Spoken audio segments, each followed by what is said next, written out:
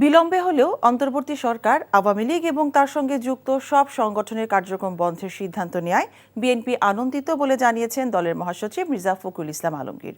বিকেলে গণমাধ্যমে পাঠানো এক বিবৃতিতে কথা বলেন বিএনপি মহাসচিব।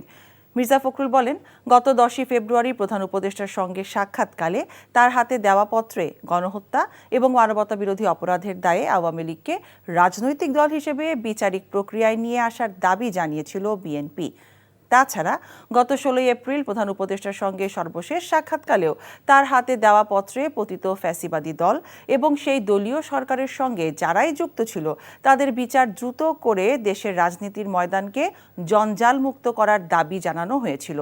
ফখরুল বলেন, বিএনপির দাবি মেনে আগেই এই সিদ্ধান্ত নেওয়া হলে চাপের মুখে ব্যবস্থা নেওয়ার মতো বিব্রতকর ও অনভিপ্রেত অবস্থায় সরকারকে পড়তে হতো না।